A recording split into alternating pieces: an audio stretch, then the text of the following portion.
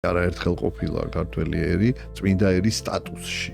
მეფე მირიანის მოქცევა ხომ დიდი სასწაული იყო, მაგრამ ჩვენ ვიცით, რომ უამრავი სასწაულები წარმართ მეფეებს ჰქონდათ და მაინც ვერ მოიქცნენ, მაინც დარჩნენ. ხო, ესეც მისი ღირსებაა, რომ მან მიიღო და მთელი არსებით მიიღო. თუ ერის გული არ გაიხსნა, ის დარჩება ღმერთის გარეშე.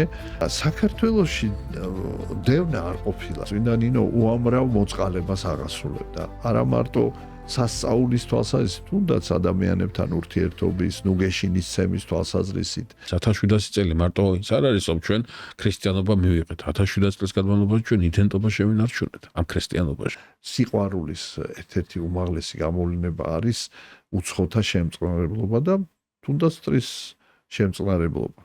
რაც ეს ჩანდა ქართველი კაცი დაცემულს, ასე ვთქვათ, მტერს არ დაჩაგრავდა.